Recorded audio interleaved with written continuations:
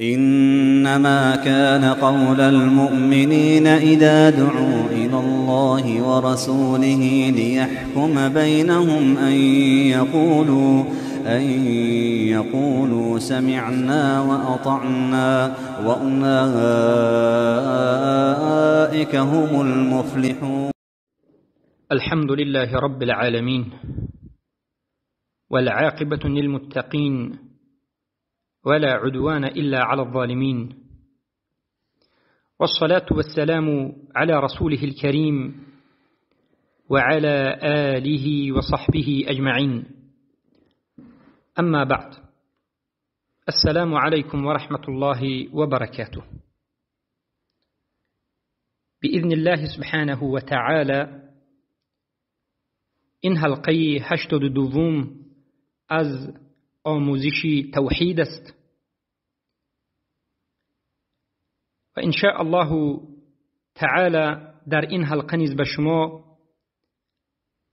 عملهای را که از عبادت است و تنها باید به الله سبحانه و تعالی انجام داده شود بیان خواهیم کرد.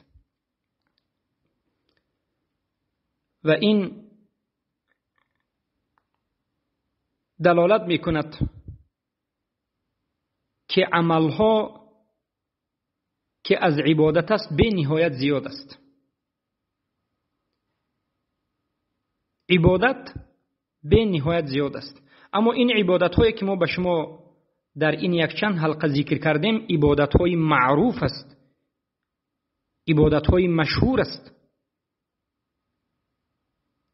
و غیر از این عبادت دیگر از عبادت ها هست که انسان موحد همه نمود عبادت را تنها باید به الله سبحانه و تعالی انجام بدهد. یعنی رکن عبادت و شروط عبادت را انجام بدهد که ما در آخر حلقه ذکر میکنیم که هر یک عبادت به خودش رکن دارد و شرط دارد. پس عمل دیگری که از عبادت است این جهاد است. جهاد در راه الله سبحانه و تعالی به خاطر اعلاء کلمت الله سبحانه و تعالی، به خاطر بالا بردن کلمه لا اله الا الله، به خاطر تطبیق کردن حکم الله سبحانه و تعالی در روی این زمین. جنگیدن به کفار، جنگیدن به کسانی که به الله و رسول و شریعت رسول می جنگند. الله سبحانه و تعالی خودش در قرآن عظیم و شأن بیان کرده است در سوره حج آیت 78: و جاهدوا فی الله، و جهاد بکنید فی الله، به خاطر الله. جهادی که میکنید باید به خاطر الله باشد، باید برای اعلا و برای بالا بردن کلمه توحید، باید برای تطبیق کردن شریعت باشد. و قاتلوهم حتی لا تكون فتنه و یکون الدین كله لله. و بجنگید تا اینکه فتنه باقی نماند. فتنه چیست؟ سلف این امت میگویند ای الشرک و الکفر، یعنی بجنگید تا که شرک و کفر نابود باشد، بجنگید تا که شرک و کفر را نابود بکنید. وقتی که شرک و کفر نابود شد کلمه لا اله الا الله زنده می شود. جایی که شرک مشهور است، معروف است، ظاهر است، پس در اونجا کلمه لا اله الا الله پایان است. پس بجنگید تا که شرک و کفر نابود بشود. فتنه در قرآن به معنای شرک و کفر آمده است. اما اهل بدعت فتنه را توحید میفهمند، توحید را فتنه میفهمند. والعیاذ بالله، فتنه بزرگترین فتنه این شرک است و کفر است.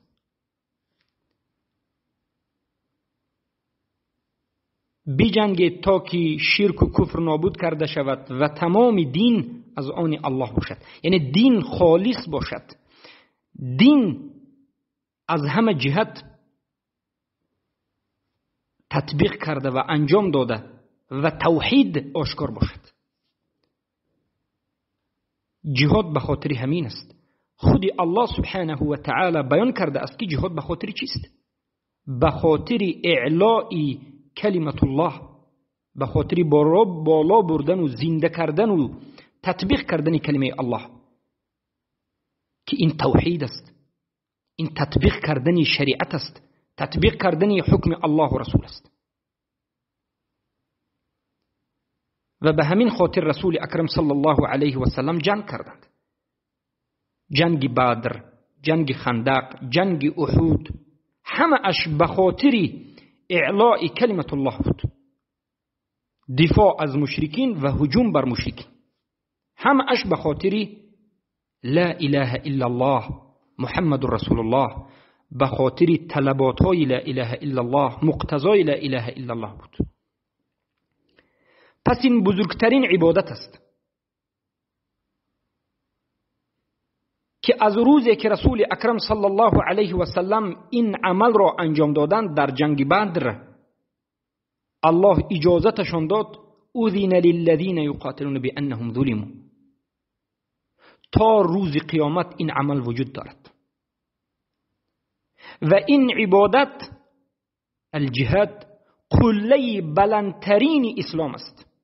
ذروة سنامیه الجهاد فی سبیل الله.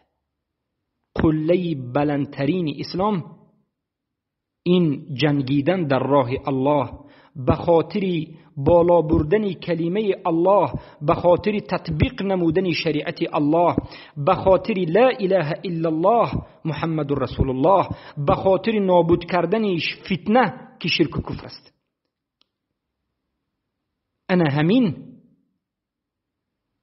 جهاد است و بزرگترین عبادت است.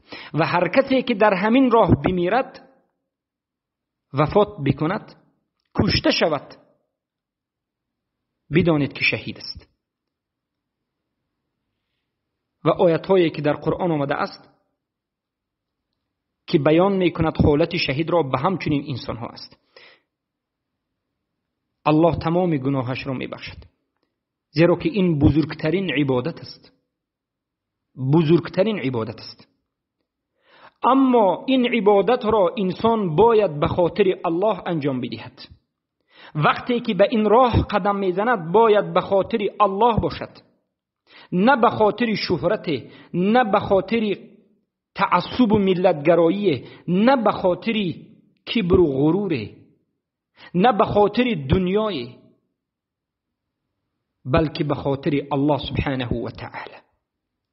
از همین جهت است که حدیث صحیح آمده است، چخیلی که در حدیث امام مسلم و لفظش و معنایش یعنی متفق علیه معنایش می آید که رسول اکرم صلی الله علیه و سلم را سوال کردند که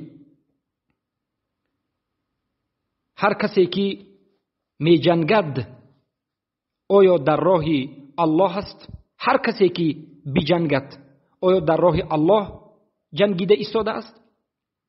پیامبر صلی الله علیه و سلم گفتند من قاتل لتكون کلمت الله هی العلیا فهو فی سبیل الله. هر کسی بجنگد به خاطر اینکه کلمه الله این از همه بالا هست، به خاطر اینکه توحید منتشر بشود و شرک و کفر نابود بشود و محو بشود، به خاطر تطبیق کردن شریعت بجنگد، انمین جنگش فی سبیل الله است، فی سبیل الله است. و هر کسی که قاتل حمیتا فمات مات میتة جاهلیه، هر کسی که بجنگید به خاطر تعصب و قومگرایی، به خاطر وطنش، به خاطر قومش، به خاطر قانون طاغوت برآورده، نه به خاطر کلمت الله هی العلیا، به خاطر دنیا و غیر جنگید و وفات کرد، این مرگش مرگ جاهلیت است، شهید گفته نمی شود. پس این عبادت را به خاطر الله انجام بدهید. این بزرگترین عبادت است.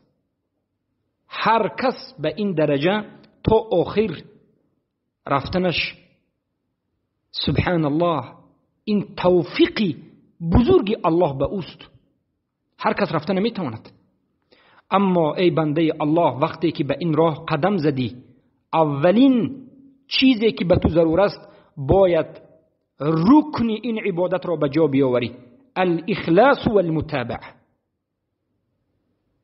در جهادت اخلاص به الله داشته باش، به خاطر الله این عملت را انجام بده و تا آخر برو و در این راحت پیروی از رسول اکرم صلی الله علیه وسلم بکن و در انجام این عملت شروط عبادت را که محبت است و خوف است و رجاء است به جا بیاور. و بعد از این به بزرگترین، سبحان الله، اجر و پاداش نائل خواهی شد. پس این عبادت تا روز قیامت وجود دارد و امروز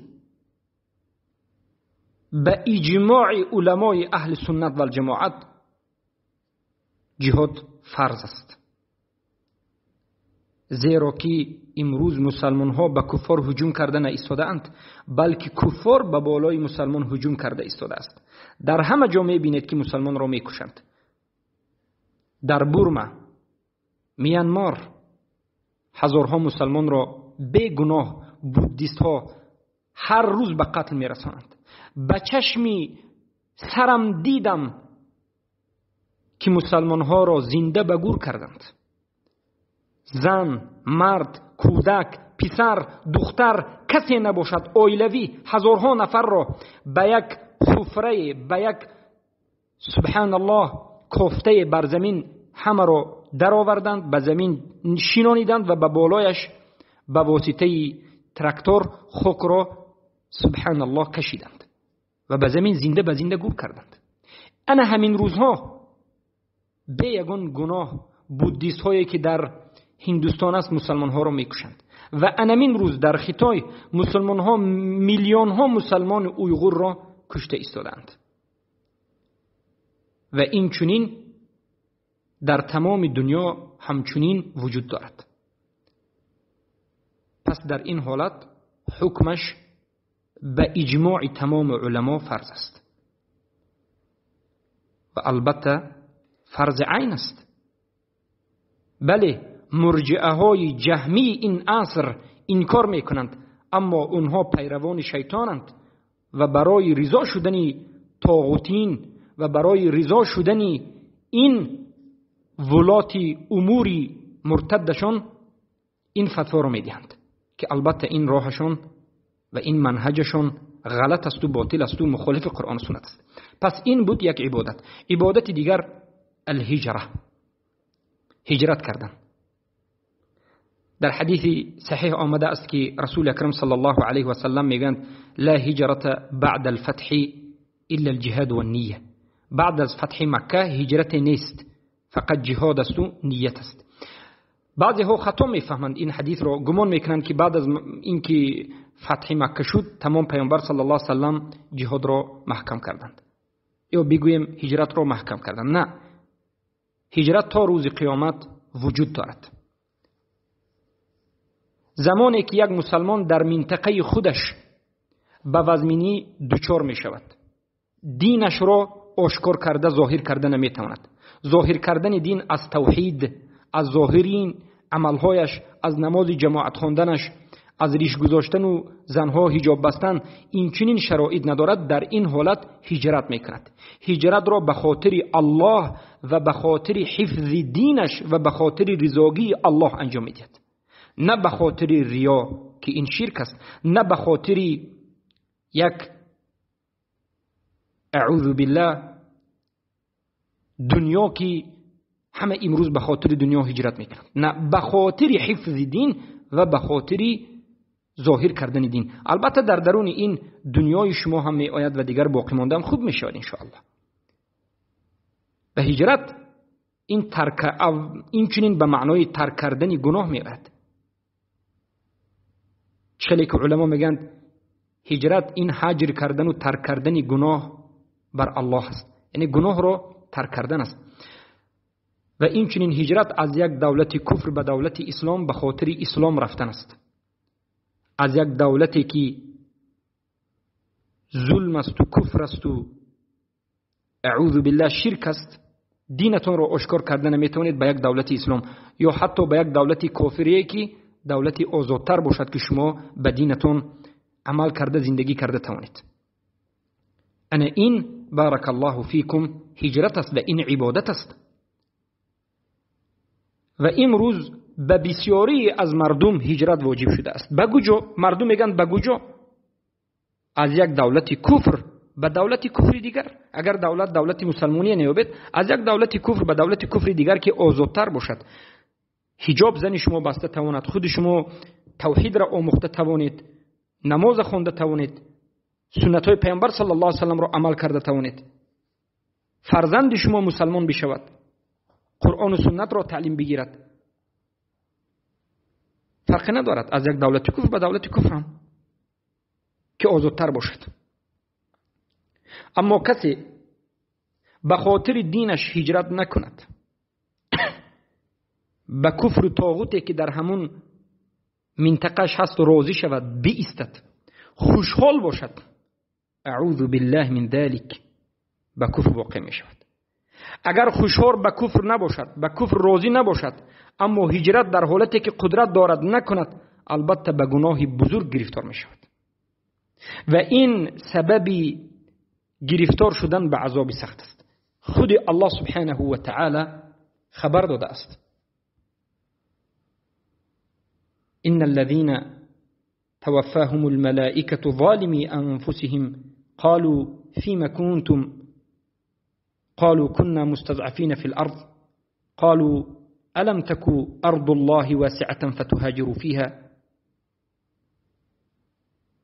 فاولئك مأواهم جهنم. یعنی آخر آیت به همین معنی میاد. یعنی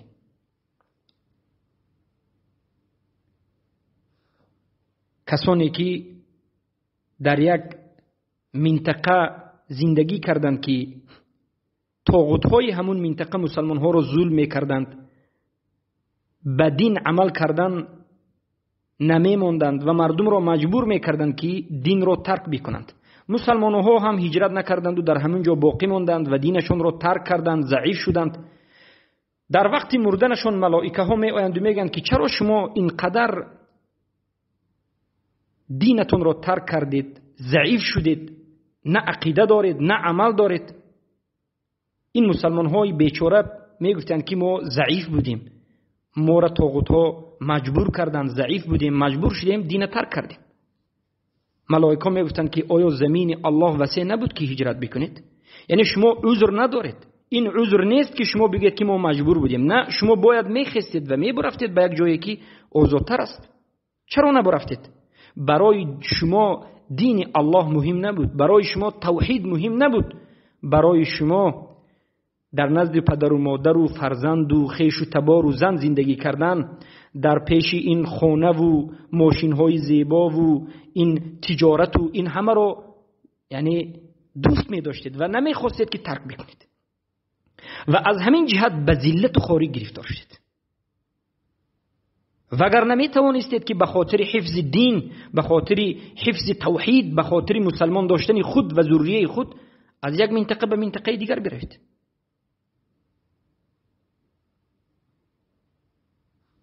پس جای این چنین انسانها، مأوای اینها، بازگشت اینها جهنم است و به نهایت جایی بد است. جهنم جایی بد است. اما کسایی که ضعیف هستند از مردها یا زنها، پیران سالها یا کودکها، زنهایی که کودک دارند و هجرت کردن نمیتوانند، الله سبحانه و تعالی اینها را بخشیده و به آنها عذر داده است. پس هجرت شما باید به خاطر الله باشد و این عبادت است و این عبادت را ترک کردن هم البته این خودش تعطیل شریعت الله است و گناه است. چه خیلی که ذکر کردیم همه این عبادت هایی که به شما بیان کردیم ترک کردنش سبحان الله. مثلا ایمان و اسلام عبادت است، وقتی که انسان ترک میکند کافر میشود. و ترک هجرت در بعض حالت ها اگر انسان راضی به طاغوت شود، طاغوت را دوست بدارد، همونجا زندگی کردن را افضل داند، کافر میشود، اراده به کفر کرد. الله سبحانه و تعالی امر کرده در سوره انفال آیه 75 که یعنی بیان میکند صفت مؤمنین را که و هاجروا و جاهدوا، یعنی مؤمن ها کسانی هستند که ایمان به الله آوردند، موحدند. به همین تمام است، ایمان به الله آوردند، موحد شدند، در گرد و اطراف طاغوت میگردند؟ نه، بلکه ایمان به الله آوردند. آمنوا ای وحدوا، ایمان به الله آوردند یعنی موحد شدند، و بعد از این و هاجروا، هجرت کردند، و جاهدوا، و جهاد کردند به خاطر اعلاء کلمت الله سبحانه و تعالی. و عبادت دیگری که عبادت بزرگ است باید انجام داده شود و ترکش عذاب است و ناامیدی است و در دست و رنج است. الامر بالمعروف است و النهی عن المنکر است. بدانید که امر به معروف کردن این صفت مؤمن است. امر و معروف کنندگان اینها بهترینی بندگان الله هستند. کنتم خیر امة اخرجت للناس تأمرون بالمعروف و تنهون عن المنکر. بهترین امتی هستید که شما از بین امت ها بیرون شدید که امر به معروف میکنید و نهی از منکر میکنید. اولین امر به معروف این توحید است. اولین چیزی که انسان باید به سوی همون دعوت بکند و این از همه معروف ترین بزرگ است، این توحید است. اولین امر الله، بزرگترین امر الله، بزرگترین معروف این توحید است. و هر کسی که خود را امر معروف کننده میگوید اما از توحید سخن نمی کند، از لا اله الا الله، از کلمت التوحید سخن نمی کند، از کفر بالطاغوت، از اصول ایمان سخن نمی کند، امر معروف او به سر او زده می شود. چرا که وقتی که امت احتیاج به توحید دارد، وقتی که امت همه به شرک آلوده شدگی هست، در این حالت یک کسی بیاید فقط در مسئله فضیلت ثواب سخن بکند، در حالتی که در نزدش نشسته همه مشرک هستند، پس او امر معروف نکرده شده است. برای آنکه به مشرکین اول باید توحید رسانده شد. به امت اسلامی که توحید از بینشون فراموش شده ایستاده است باید توحید رسانیده شود. برای همین است که علما میگویند اعظم ما امر الله به التوحید و اعظم ما نهى عنه الشرك. بزرگترین امری که الله کرده است این توحید است و بزرگترین نهی که الله کرده است این شرک است. مؤمنین هستند که المؤمنون والمؤمنات بعضهم اولیاء بعض یأمرون بالمعروف و ینهون عن المنکر. مؤمن و مؤمنها، مؤمن و مؤمنها، عموما مؤمنان به همدیگر دوست هستند و اولیای همدیگر هستند، به همدیگر موالات میکنند به خاطر الله سبحانه و تعالی و به خاطر توحید، و همدیگر را امر به معروف و نهی از منکر میکنند. اصل امر به معروف و نهی از منکر امر به توحید و نهی از شرک میکنند. پس این بزرگترین عبادت است که ما امروز باید به جا بیاوریم. امر معروف این وظیفه فقط علما و طالب علم نیست، این وظیفه تمام امت اسلام است. رسول اکرم صلی الله علیه و سلم میگویند من رأى منکم منکرا فلیغیره بیده. هر کسی از شما منکری را دید باید به دستش تغییرش بدهد. فإن لم يستطع فبلسانه. اگر به دستش تغییر داده نتوانست، قدرت نداشت، قدرت انکاری به طاغوت به دستش نداشت، پس به زبانش بگوید، به زبانش انکار بکند و بیان بکند که این چیست. و اگر به زبان هم نتواند به دلش اعتقاد بکند و خاموش بگردد، و این از همه ضعیفترین ایمان است. روایت صحیح است، حدیث صحیح است. پس برادران و خواهران عزیز، امروز امر معروف شما نهی از منکر شما این است که توحید را بیاموزید، شرک را بیاموزید، عمل بکنید، تطبیق بکنید و کفر بالطاغوت را عمل بکنید، الولاء و البراء را عمل بکنید، و بعد از این موالات با موحدین با دوستان الله داشته باشید، براعت از دشمنان الله و کفار و مشرکین داشته باشید و به مردم حقیقت را رسانید، توحید را منتشر سازید، درس های توحید را منتشر سازید. هر کس باید سهم خود را بگذارد.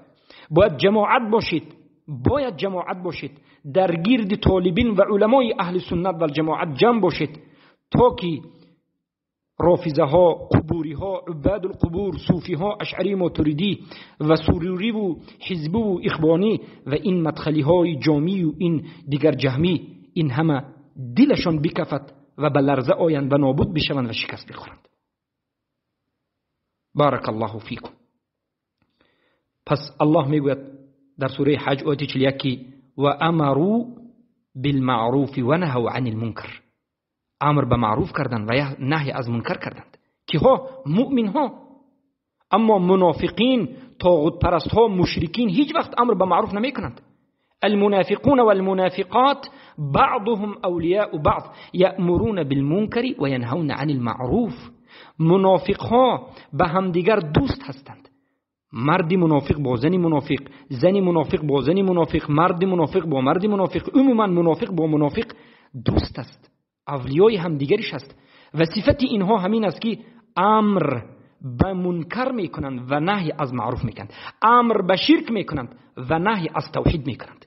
پیش راه توحید را میدارند، توحید را نمیخواهند، اهل توحید را طعنه ها میزنند و اهل شرک را وصفهای خوب میگن.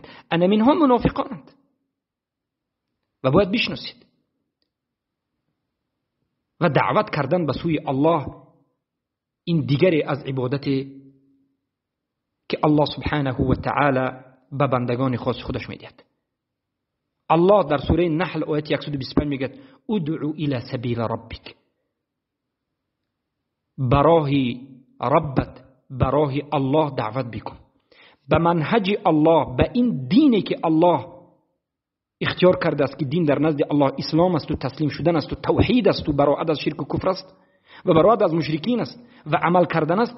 به همین دین اسلام، شریعت اسلام مردم را دعوت بکن. دعوت کردن عبادت است. پس دعوتت را تنها به خاطر الله بکن. در دعوت نمودن حق را بگو، کبر نکن، خودنمایی نکن که در این دنیا و آخرت عذاب خواهی کشید. اگر دعوت را به خاطر دنیا بکنی، دعوت را به خاطر کبر و غرور بکنی، والله در این دنیا و آخرت زیان میکشی.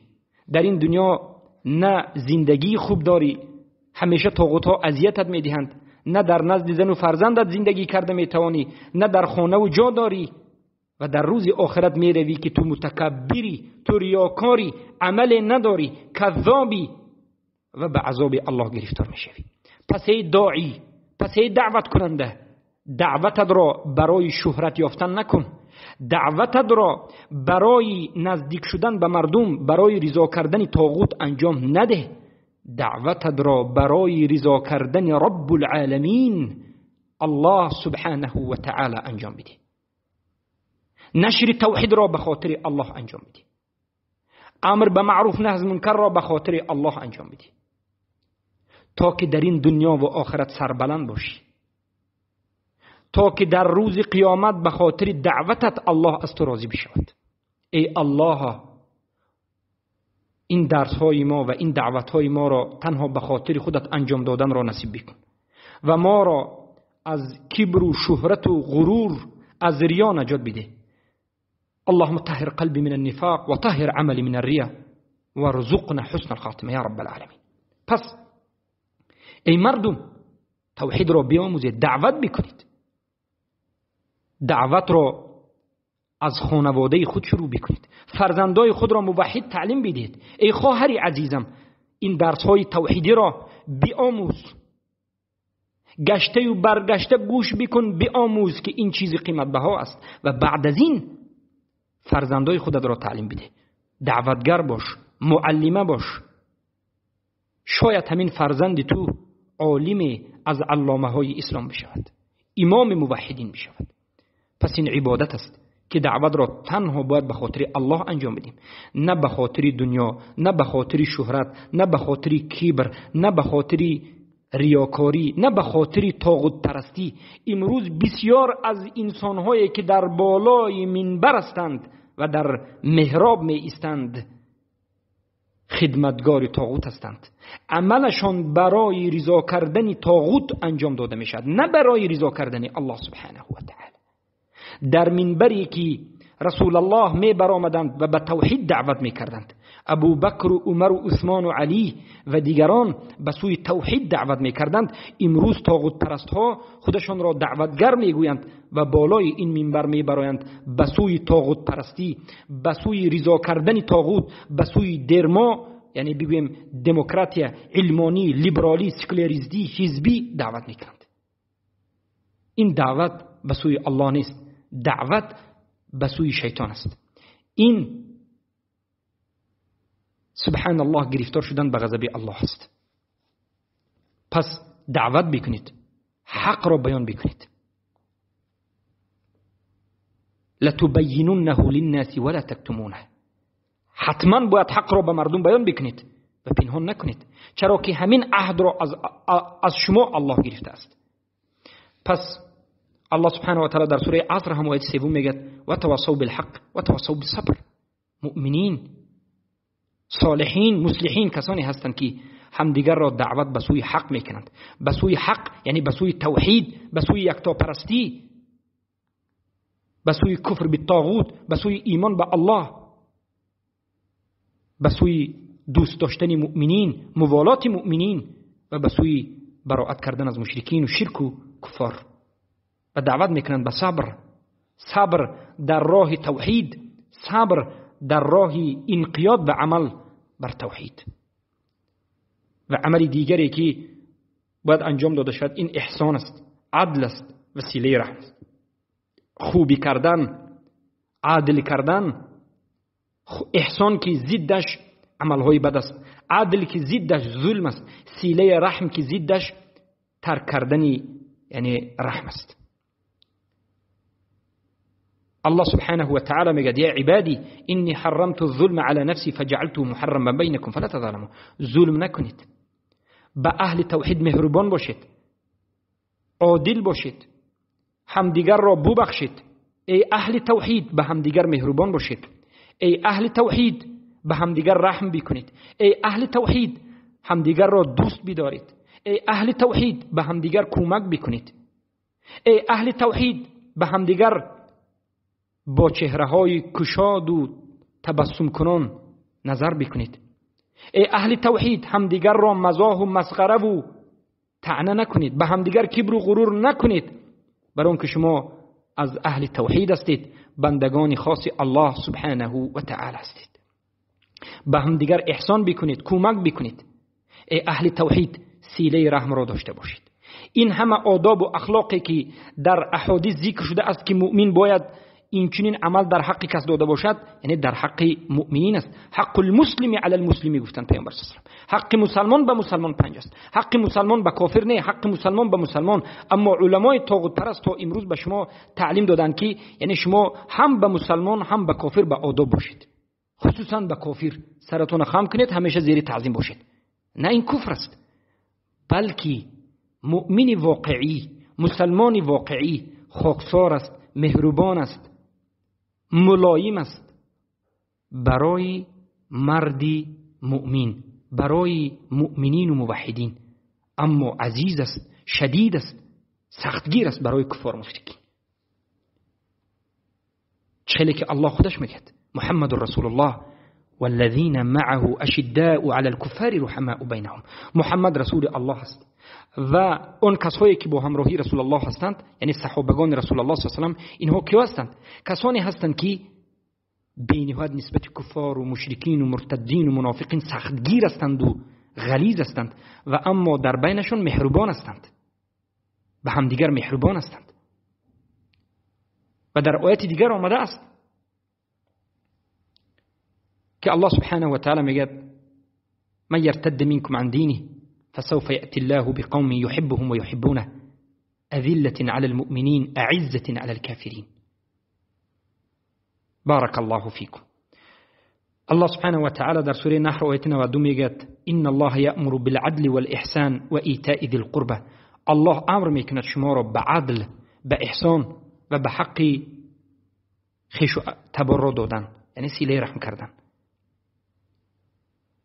پس این بود عبادت ها و غیر از این عمل های دیگری که یعنی عبادت است و از الوهیت است، از عبودیت است و از توحید الوهیت است که انسان ها در این همه نمود عبادت ها باید توحید الله را داشته باشد. این عمل ها را انجام بدهد، ترک نکند و این عمل ها را تنها به خاطر الله انجام بدهد. این عمل ها را به غیر الله انجام ندهد و هر کسی که یکی این عمل ها را به غیر الله انجام بدهد مشرک است. هر یک عملی که فعلی که عملی یا هر یک قولی یا هر یک اعتقادی که بنده را به سوی الله میبرد، بنده را به الله نزدیک میکند، این عبادت است. هر یک فعل، هر یک سخن، هر یک اعتقادی که بنده را به الله پرستی میبرد، به الله نزدیک میکند، این عملهایی که الله خودش امر کرده است و از این عملها راضی است و دوست می‌دارد، پس بدانید که این عملها از توحید است. این عملها را باید یگانه به الله انجام بدید و این چنین به این عملها شرک داخل می شود. وقتی که به غیر الله انجام دادید این عملها شرک است، شما را به شرک میبرد. پس عبادت این از توحید الوهیت است که باید تنها به الله سبحانه و تعالی انجام داده شود. با همین عملهایی که از عبادت است به پایان رسید و به اذن الله سبحانه و تعالی به بیان دیگر مسائل می پردازیم در حلقه های آینده و هر یک این مسائل را ان شاء الله بعد از اینکه مسائل توحید رو به پایان میرسونیم باز شرح میدهیم و بالتفصیل هر یک این عملها رو به شما بیان میکنیم. بارک الله فیکم و حیاکم الله و بیاکم.